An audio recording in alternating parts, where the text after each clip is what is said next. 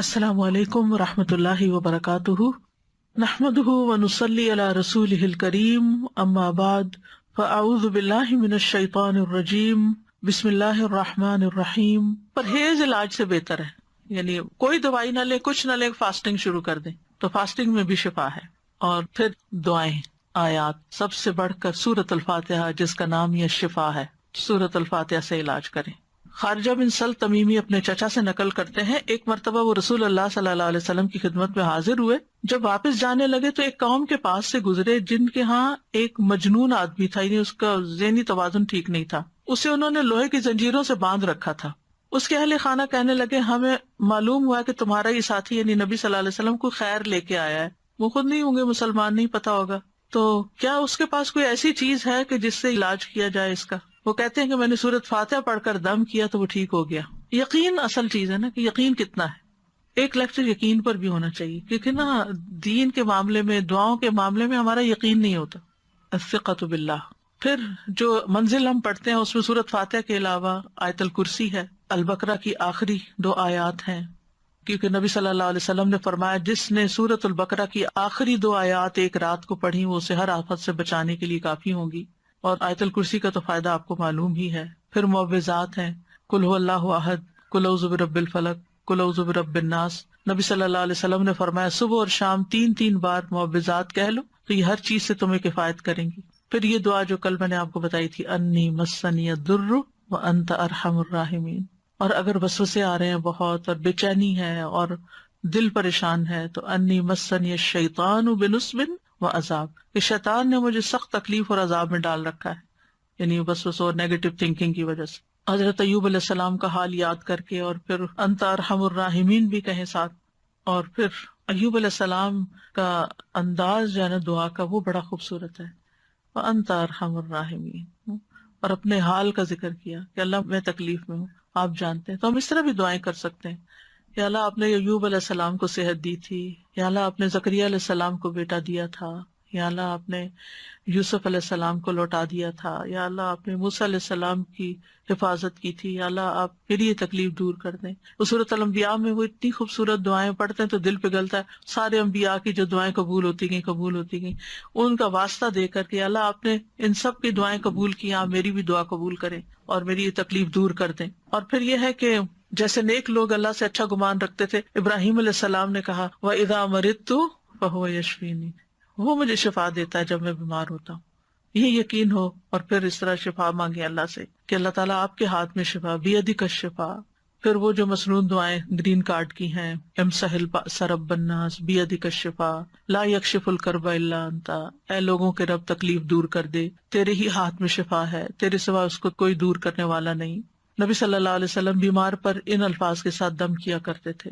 اور پھر ایک اور روایت میں آتا ہے، انس رضی اللہ عنہ کہتے ہیں کہ میں تم پر وہ دعا پڑھ کر کیوں نہ دم کروں جسے رسول اللہ صلی اللہ علیہ وسلم پڑھتے تھے۔ تو حضرت ثابت کی طبیعت خراب تھی تو انہوں نے کہا ضرور کیجیے، تو حضرت انس نے ان الفاظ کے ساتھ دم کیا، اللہم رب الناس مذہب البأس اشفی انت الشافی لا شافی الا انت شفاء لا یغادر سقما۔ پھر اسی طرح یہ ہے کہ اگر کوئی جل جائے تو اس کا علاج نبی صلی اللہ علیہ وسلم نے کس طرح کیا۔ ایک خاتون کہتی ہیں کہ میں حبشہ سے واپس آ رہی تھی، مدینہ سے کچھ فاصلے پر تھی، تو کھانا پکانا شروع کیا، لکڑیاں ختم ہوئی تو لکڑیوں کی تلاش میں نکلی تو بچے نے ہانڈی اپنے اوپر گرا لی اور وہ بازو پہ گر گئی اور وہ جل گیا۔ تو وہ پھر لے کے نبی صلی اللہ علیہ وسلم کی خدمت میں حاضر ہوئی، کہا اللہ کے رسول صلی اللہ علیہ وسلم میرے ماں باپ آپ پہ قربان، یہ محمد بن حاتم ہیں اور ان کے ساتھ یہ ہوا ہے۔ تو آپ نے اپنا لعاب دہن ڈالا اور سر پہ ہاتھ پھیرا اور برکت کی دعا کی، اور اس جلی ہوئی جگہ پر لعاب دہن ڈالتے جاتے تھے اور ساتھ یہ دعا پڑھتے تھے، اذہب البأس رب الناس واشفی انت الشافی لا شفاء الا شفاؤک اشفی شفاء لا یغادر سقما۔ اور پچھلے دنوں ایک پوسٹ آپ نے بھی شاید دیکھی ہو جس میں وہ کوئی حکیم یا طبیب ایسی ریکمینڈ کرتا ہے کہ اگر کوئی شخص صبح کے وقت اپنا پہلا لعاب اپنی آنکھوں کے اندر لگاتا ہے تو اس کی آنکھوں کی بینائی تیز ہو جاتی ہے اور بیماریاں دور ہوتے ہیں۔ بہرحال لعاب کے اندر بھی اللہ نے شفا رکھی ہے. اور پھر اسی طرح خود کو تکلیف ہو، اور یہ تو میں نے بہت دفعہ آزمایا ہے کہ درد کی جگہ پر ہاتھ رکھ کے انسان 3 دفعہ بسم اللہ پڑھے اور 7 دفعہ اعوذ بعزت اللہ وقدرتی من شر ما اجد واحاذر. بہت ہی خوبصورت دعا ہے اور بہت جلد تکلیف دور ہوتی ہے. خاص طور پہ اگر گھٹنوں وغیرہ میں تکلیف ہے تو آپ ان کو کلونجی کے آئل سے رب بھی کرتے جائیں اور یہ دعا پڑھتے جائیں تو انشاءاللہ ٹھیک ہو جائیں گے. پھر اسی طرح اگر کہیں پھوڑا پھنسی ہے چھوٹا موٹا تو اس پر نبی صلی اللہ علیہ وسلم یہ دعا پڑھتے تھے، بسم اللہ تربت اردنا بریقت بادنا لیشفا بہ سقیمنا باذن ربنا. اللہ کے نام کے ساتھ ہماری زمین کی مٹی، یعنی جس زمین پہ انسان رہتا ہے وہیں کی مٹی لے سکتا ہے اگر مدینہ کی مٹی نہ ہو. ہمارے رب کے حکم سے ہم میں سے بعض کے لعاب کے ساتھ ہمارے بیمار کو شفا دی جائے. یعنی وہاں پر کوئی بڑی بڑی فارمیسیز نہیں تھی، کوئی اور علاج کے لیے ہاسپٹل نہیں تھے، تو یہی چیزیں جو تھیں نبی صلی اللہ علیہ وسلم نے عملاً کر کے دکھائیں اور لوگوں کو فائدہ بھی پہنچا. تو نبی صلی اللہ علیہ وسلم کسی کے جسم پر کوئی پھوڑا، کوئی زخم، کوئی تکلیف ہوتی تو لعاب کے ساتھ مٹی لگا کے اس جگہ پر لگا دیتے تھے. اور راکھ کا لگانا جو ہے، آپ صلی اللہ علیہ وسلم کو جب جنگ احد میں آپ کو تکلیف پہنچی تھی تو حضرت فاطمہ نے چٹائی جلا کے اس کی راکھ جو تھی وہ وہاں لگا کے تو پٹی کی تھی، تو اس میں بھی اللہ تعالیٰ نے شفا رکھی ہے. اور پھر اسی طرح تکلیف اور پریشانی کے وقت کی جو عام دعائیں ہیں وہ بھی پڑھنی چاہیے. یا حیو یا قیوم برحمتک استغیث اللہ اللہ ربی لا اشرک بہ شیئا. پھر اسی طرح لا الہ الا انت سبحانک انی کنت من الظالمین. پھر نبی صلی اللہ علیہ وسلم جب کرب اور تکلیف اور پریشانی اور بے چینی ہوتی تھی اس وقت پڑھتے تھے لا الہ الا اللہ العظیم الحلیم، لا الہ الا اللہ رب العرش العظیم، لا الہ الا اللہ رب السماوات ورب الارض ورب العرش الکریم. یعنی عرش سب سے بڑی چیز ہے نا مخلوقات میں سے، تو اس کے رب کا واسطہ دے کر پھر دعا کرتے تھے. پھر اسی طرح عافیت کی دعائیں بھی مانگنی چاہیے کہ اللہ تعالیٰ بیماریوں سے محفوظ رکھ، خاص طور پر جب کوئی وبا وغیرہ پھیلی ہو یا آپ کسی بیمار کو دیکھیں یا ہاسپٹل میں جائیں یا کسی کی تیمارداری کرنے جائیں. ویسے بھی صبح شام 3 دفعہ اللہم عافنی فی بدنی، اللہم عافنی فی سمعی، اللہم عافنی فی بصری، لا الہ الا انت. پھر اللہم انی اعوذ بک من زوال نعمتک وتحول عافیتک وفجاءۃ نقمتک وجمیع سخطک. اے اللہ بے شک میں تیری پناہ لیتا ہوں اس بات سے کہ تیری دی ہوئی کوئی نعمت مجھ سے چھن جائے اور تیری دی ہوئی عافیت پلٹ جائے اور کوئی ناگہانی عذاب آ جائے، اور میں تیری تمام ناراضگیوں سے تیری پناہ لیتا ہوں. اور پھر اللہم انی اعوذ بک من جہد البلاء ودرک الشقاء وسوء القضاء وشماتۃ الاعداء. اے اللہ بے شک میں تیری پناہ مانگتا ہوں سخت مصیبت، بدبختی لاحق ہونے، بری تقدیر اور دشمنوں کے خوش ہونے سے. پھر اسی طرح اللہم انی اعوذ بک من السمم والبکم والجنون والجذام والبرص وسیء الاسقام. اے اللہ بے شک میں بہرے پن، گنگے پن، پاگل پن، کوڑ، برس اور تمام بری بیماریوں سے تیری پناہ مانگتا ہوں. اور پھر اللہم انی اعوذ بک من الہم والحزن والعجز والکسل والجبن والبخل وغلبۃ الدین وقہر الرجال. اخلاقی بیماریوں سے، روحانی بیماریوں سے نجات. اے اللہ میں تیری پناہ مانگتا ہوں دکھ، غم، عاجزی، سستی، بخل، بزدلی، قرضداری کے بوجھ اور لوگوں کے اپنے اوپر غلبے سے. پھر اعوذ بکلمات اللہ التامات من شر ما خلق. ہر طرح کے شر سے اللہ تو مجھے بچا لے. جہاں بھی انسان جائے، کسی شہر میں جائے، کسی جگہ پر جائے، پلین میں ہو، کہیں پر آپ انٹر ہو، بینک میں، اسکول میں، تو 3 دفعہ اگر آپ یہ پڑھ لیں کوئی چیز آپ کو نقصان نہیں دیتی. کیونکہ انسان کو ڈر ہوتا ہے نا کہیں وائرسز ہوں گے، اور خاص طور پر آج کل کے سیناریو میں. پھر اعوذ بکلمات اللہ التامات من کل شیطان وہامۃ ومن کل عین لامۃ. یعنی لوگوں کی گیدرنگ میں جائیں آپ کو ڈر ہوتا ہے کہ نظر نہ لگ جائے کوئی اور اسی طرح کی چیز. یہ دعا بھی بہت فائدے کی ہے، ویسے بھی پڑھنی چاہیے. اور پھر شیطانی وسوسے سے اگر بہت نیگیٹو تھنکنگ ہو رہی ہو اور بہت برے برے خیالات آ رہے ہوں، کسی کے بارے میں کوئی بات بہت بری ستا رہی ہو، تو اعوذ بکلمات اللہ التامات من غضبہ وعقابہ وشر عبادہ ومن ھمزات الشیاطین وان یحضرون. خاص طور پہ برا خواب آنے کے بعد اگر دل پہ بار بار پریشانی کا خیال آ رہا ہے، بار بار آ رہا ہے، تو اس کو بھی جھٹکنے کے لیے یہ دعا پڑھی جا سکتی. تو اللہ تعالیٰ محفوظ رکھیں گے.